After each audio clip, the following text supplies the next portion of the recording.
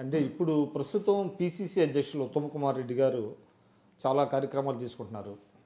అయినప్పటికీ ఆయన సొంత జిల్లాలో కొంత వ్యతిరేకత రావటం, కాంగ్రెస్ వితింది కాంగ్రెస్లోనే ఆయన మార్చాలి, కొత్త నాయకత్వంతో ముందుకెళ్ళాలి అనేటువంటి ఆలోచన కొంత చేయటం.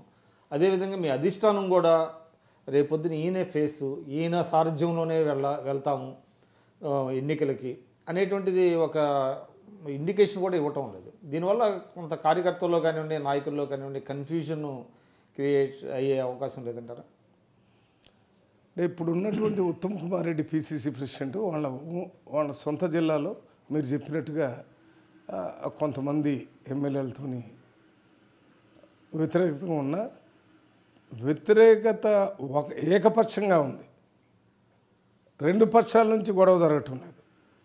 ఒక పక్షం నుంచి మాట్లాడుతున్నారు ఆయన గురించి, ఆయన దాన్ని పెద్దగా పట్టించుకోకుండా ఒక పార్టీ నాయకుడిగా ముందుకు పోతున్నాడు. ఈ విషయం మీద హైకమాండ్ ఆలోచన చేసి వాళ్ళిద్దరితో సమన్వయం చేసుకుని ముందుకు పోయే ప్రయత్నం జరుగుతుంది. అది సమన్వయం అయిపోయినట్టుగా నేను భావిస్తున్నాను. మొదట్లో ఉన్నటువంటి ఆ ఉధృత ఇప్పుడు ఆ ఏకపక్షంగా లేదు, ద్విపక్షంగా లేదు, అది తగ్గిపోతుంది, అది అయిపోయింది. అది కాకుండా ఇప్పుడు ఈ 2-2.5 సంవత్సరాలు అవుతుంది ఈ ఉత్తమ్ కుమార్ రెడ్డి గారు వచ్చిన తర్వాత. ఇంత అంతర్గత ప్రజాస్వామ్యం ఉన్నా కూడా బహిరంగంగా బజార్లో మాట్లాడుకునేటటువంటి పరిస్థితి కాంగ్రెస్ పార్టీలో ఒకప్పుడు కొన్ని చోట్ల జరిగింది, అటువంటిది రాలేదు.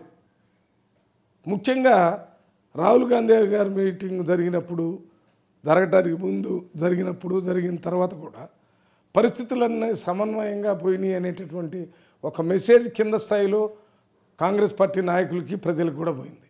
అంటే అందరినీ కలుపుకొని వెళ్ళినట్టుగా ఆయన నాయకత్వం ఇచ్చినట్టుగా కనపడింది. అది కాకుండా ఆ మీటింగు డయాస్ మీదనే రాహుల్ గాంధీ గారు ఉత్తమ్ కుమార్ రెడ్డి గారిని పేరుతో పిలిచి, ఉత్తమ్ కుమార్ రెడ్డి గారు మీరు ఇక్కడ 160 మంది మన కాంగ్రెస్ పార్టీ కుటుంబం కూర్చుంది, మీ నాయకత్వంలో వీళ్ళందరినీ తీసుకుని గ్రామానికి ఇంటింటికి వెళ్ళి ఈ ప్రభుత్వం చేస్తున్న ప్రజా వ్యతిరేక కార్యక్రమాలను చెప్పండి, కాంగ్రెస్ పార్టీ ఏం చేస్తుందో చెప్పండి, మీరు ఈ కార్యక్రమాన్ని వెంటనే చేపట్టండి అని చెప్పాడు. ఇది బహిరంగంగా ఒక దిశానిర్దేశం చేశాడని నేను అనుకుంటున్నాను. కాంగ్రెస్ పార్టీలో చెప్పే విధానం ఏ రకంగా ఉంటుందో నాకు తెలుసు కాబట్టి ఈ చెప్పిన మాటల ద్వారా నాకు అర్థమైంది ఈయన కొనసాగుతాడు,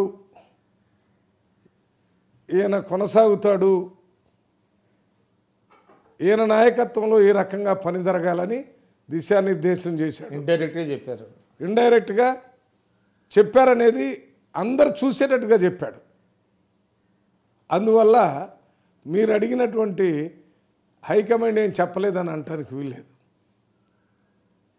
చాలా క్లారియన్ కాల్ మామూలుగా కాంగ్రెస్ పార్టీ నాయకుల వరకు మాత్రమే చెప్పలేదు, తెలంగాణలో ఉన్న ప్రజలందరి ముందు బహిరంగంగా ఈ పిసిసి ప్రెసిడెంట్ నాయకత్వంలో ఈ పని జరగాలని ఒక ఎజెండాని ఇచ్చిపోయాడు. ముఖ్యంగా అసమ్మతి నాయకులకి అర్థమైందంటారా?